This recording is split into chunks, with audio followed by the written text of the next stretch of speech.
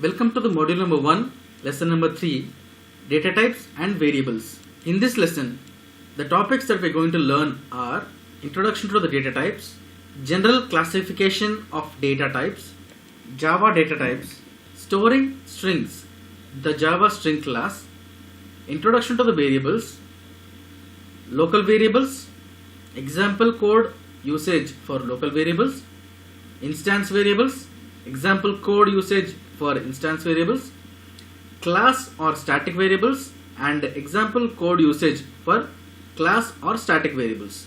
Let us have a basic introduction to the data types. What actually a data type is or what it actually means. Data type or simply type classifies the data that tells compiler or the interpreter how a programmer intends to use the data for a day-to-day programming. Data type will provide a set of values from which an expression like a variable or a function may take the values. The type defines the operations that can be done on the data, the meaning of the data, and the way values of that particular type can be stored. Data type is the keyword used to allocate sufficient memory space for the data or for representing the data in main memory of the computer. Languages like Java are strongly typed, which means you can only store a particular type of value in a particular type of variable. What is the use with that? We can have a specific type of data classified and stored at a particular place or inside a program at a particular point. Let us look at the general classification of data types in Java language. In general, every programming language will contain three categories of data types. Primitive data types, whose variables usually allow to store only one value, and they never allow to store multiple values of the same type. Also, a variable of this type hold maximum one value at a time. The examples are int a, which is valid, and I assign a is equal to 10. Int refers to the integer data type, which can store only integer values as per mathematics. I cannot try to assign integer a is equal to 10, 20, 30, which are the multiple values to the same variable, because int data type is a primitive data type and we cannot store multiple values into it. The second type of data types are derived data types. The derived data types are the data types whose variables allow to store multiple values of the same type. Derived data types will never allow to store multiple values of different data types. Derived data types will have the variables that can hold more than one value of the similar type. In general, derived data type can be achieved using arrays. Example is int a followed by open and close square brackets equals to within flower braces 10, 20, 30. Here I am assigning multiple values which are integers only to the variable a, which is an array, which will be valid. If I try to assign int b open close square bracket, which is an array b, equals to 100 a, abc 7.9, like that, it will be an invalid array. That is because we already mentioned that derived data types can take multiple values into one single variable, but it has to be storing same type of data, which is, if it is integer, only integers it should store. If it is strings, it should store only strings. If it is decimal values, it should store only decimal values. The final type of data types in most of the programming languages are the user-defined data types. These data types are developed by programmers by making use of appropriate features of the language. The user-defined data types form the variables that allow us to store multiple values, either of the same type or different or of both types. Variables can hold more than one value of dissimilar types. In Java, it is achieved using the concept of class. Example is student s equals to new student. Here I am creating an object for the class. The object is the one which will actually contain the variables I define in the class. The student class can contain many variables of different types. Note that in Java, both derived and user-defined data type together are known as reference data type. If you look at the diagram of the Java data types, you can observe from the main data types we have two different types, primitive and non-primitive. Primitive data type form Boolean and numeric, and non-primitive data types, which we have already seen, that contain multiple values that can be stored, are string and array and more.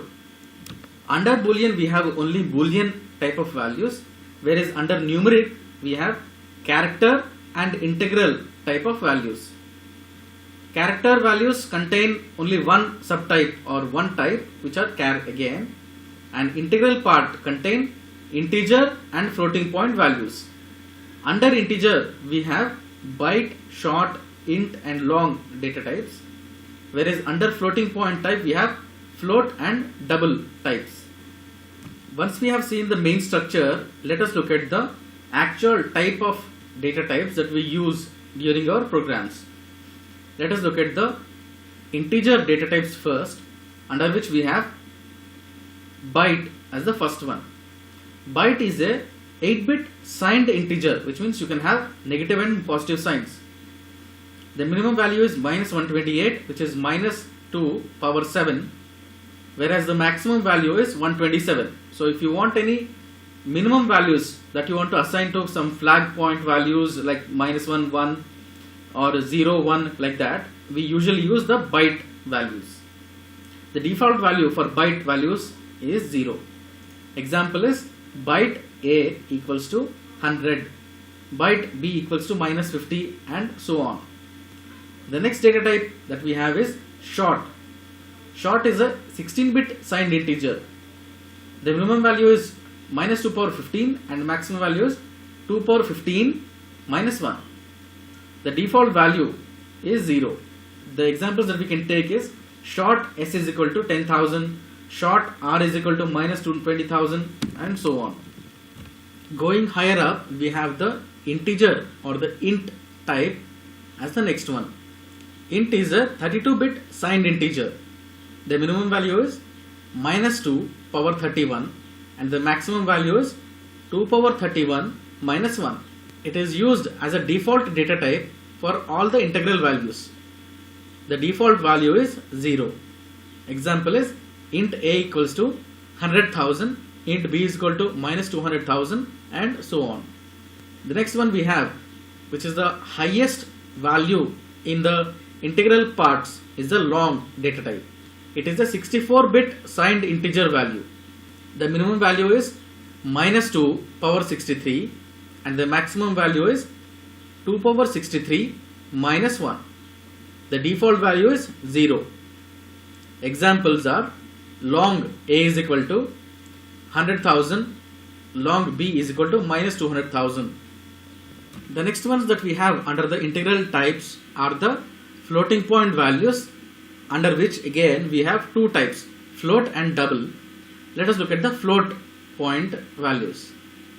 Float is a data type which is a single precision 32-bit IEEE 754 floating point. What is this IEEE 754? IEEE is the international organization that will take care of the standards that have to be maintained under electrical and electronic engineering standards.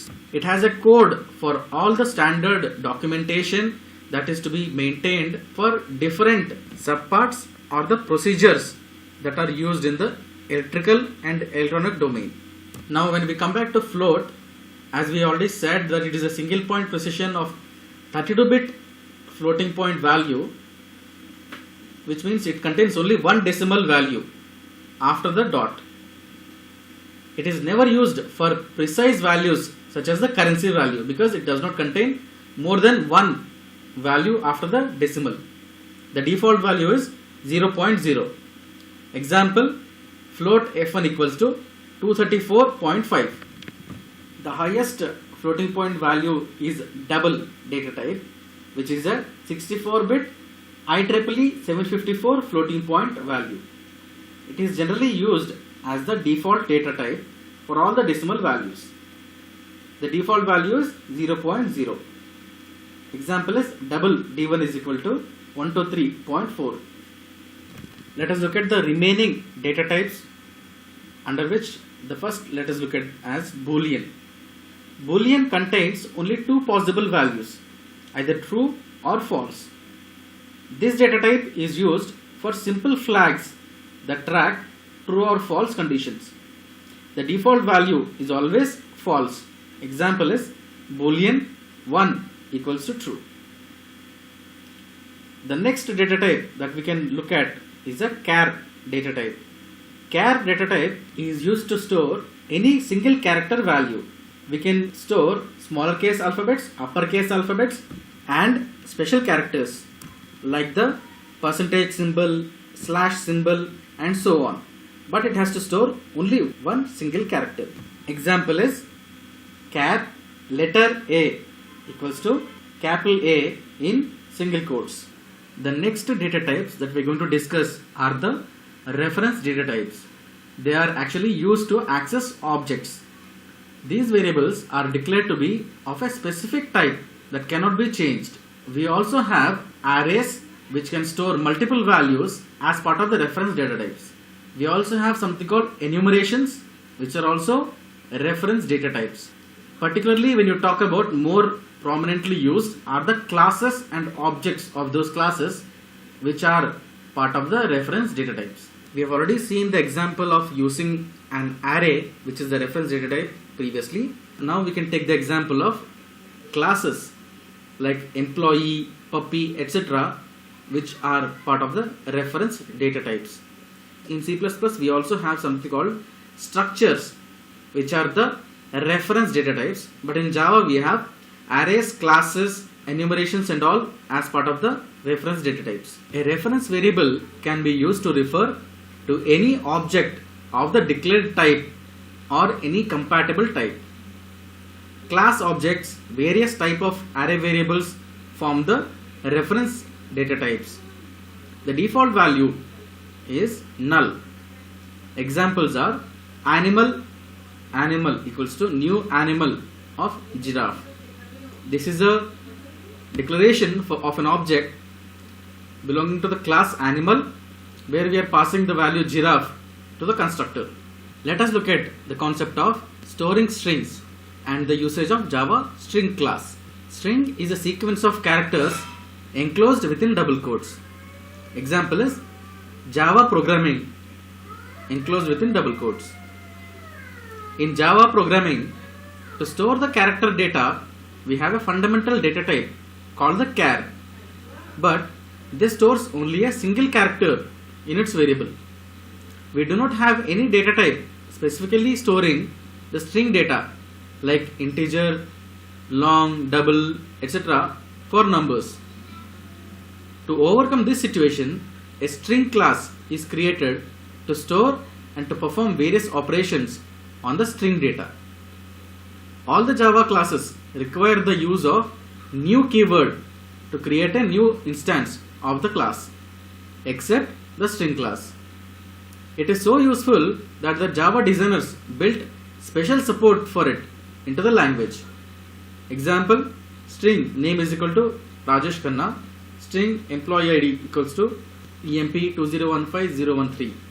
Java string class provides a lot of methods to perform operations on strings such as compare, concat, equals, split, length, replace, compare to, intern, substring, etc. Let us go through the concept of variables. What is a variable? Variables are the reserved memory locations that we have to store values. A variable value may change in the case of real life things. If you take an example, the age of a person can be taken as a variable. In real life, today's age will be different and tomorrow's age will be changing. So, when you reflect the same thing into a software object or a variable, that can be taken as an integer or a double value where your age can be stored into a particular variable. We also use variables for manipulations of data. Something like taking average age of different people, or multiplying few values with other values by storing each value into a different variable and then multiplying those values, etc. There are broadly three kinds of variables in Java. You can classify them as local variables, instance variables, class or static variables. Let's look at local variables in detail. Local variables are declared in methods, constructors or blocks. They are created when a method, constructor or a block is entered, and the variable will be destroyed once it exits the method, constructor or the block that we are using. Access modifiers cannot be used for local variables. Local variables are visible only within the declared method, constructor or the block. Local variables are implemented at stack level internally. There is no default value for local variables. So local variables should be declared and an initial value must be assigned before the first use. Let's look at a small example. Public class test contains public void pub_age, in which I am using a local variable int age equals to 0. Because as we said, they do not have default values, we are assigning the age equals to 0 initially, and I am adding age equals to age plus 7, and then I am printing pub age is with the local variable age. Once I come out of this method, there is no use or there is no visibility for the age variable. The next type of variables, as we have seen, are the instance variables. Instance variables are declared in a class but outside a method, constructor or a block. Instance variables are created when an object is created by the use of new keyword and is destroyed when the object is destroyed. Instance variables hold values that must be referenced by more than one method, constructor or the block. Access modifiers can be given for instance variables. These variables are visible to all the methods, constructors and blocks in the class. Recommended to make these variables private usually. They have default values. For numbers it is 0, for booleans it is false, and for object reference it is null. Values can be assigned during the declaration or within the constructor. They can be accessed by calling the variable name inside the class. However, within static methods and different classes, they should be called with the fully qualified name like object reference dot variable name. To take an example, I have a class called employee in which I have instance variables and methods also. I have the first instance variable called public string name and then private double salary. Then I have the constructor public employee, which takes employee name as the parameter, and I am assigning the value of the employee name to the instance variable name. Then I have the method public void set salary, which also has the parameter double employee salary. This employee salary variable value, which I am taking into the method, I will be assigning to the instance variable salary.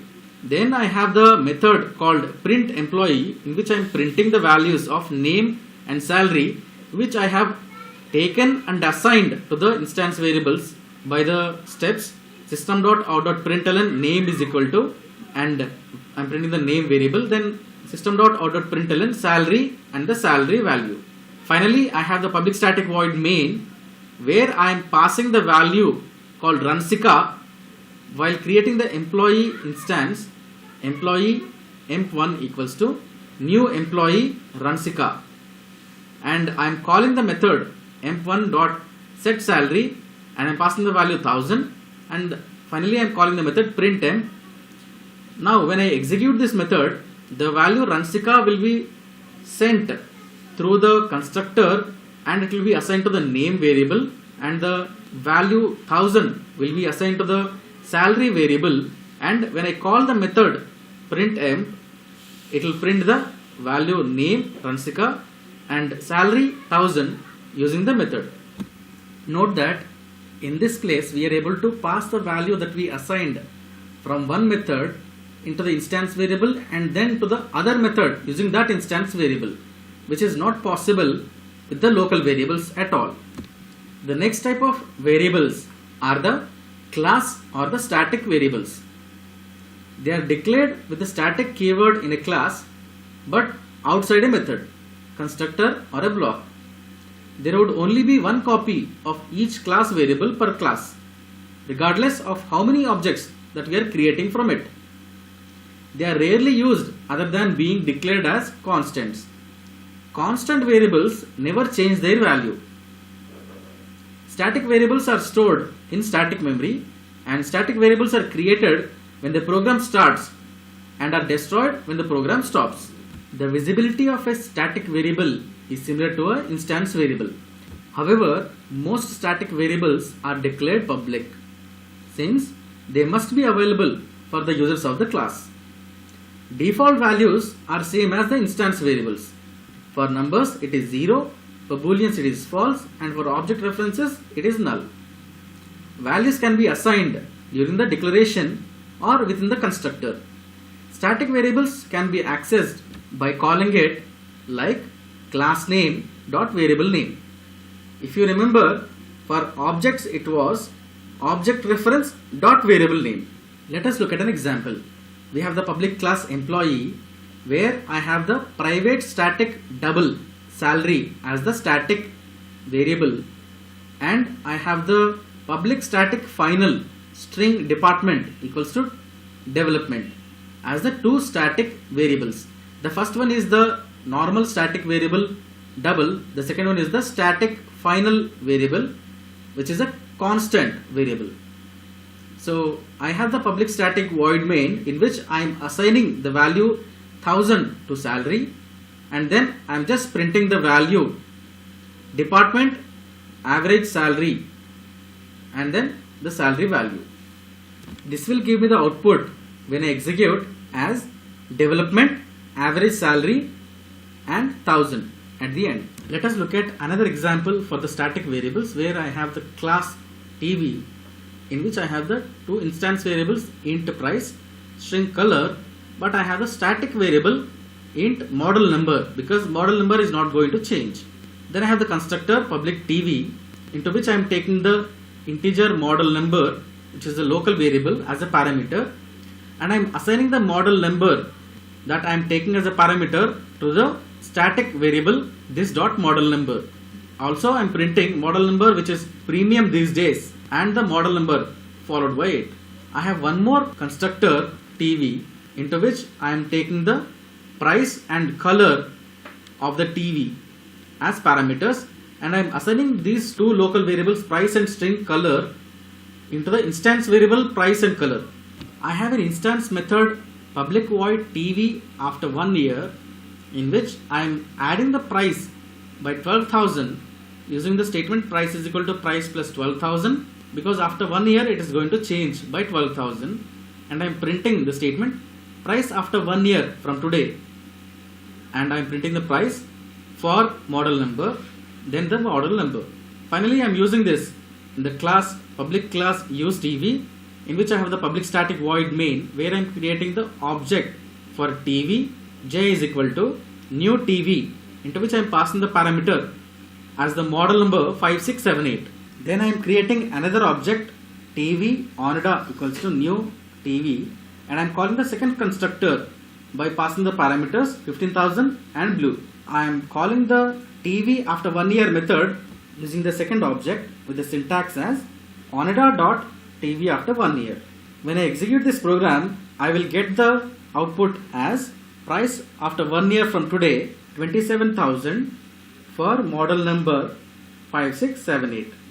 If you clearly observe, 5678 model number was assigned for the first object j, but we are able to use the same value 5678 model number for the second object, because static variable value will not change based on the objects or the instances of a class. Static variable value is same for all the instances of the class. Also, we can call the static variable value using just the class name dot the variable name.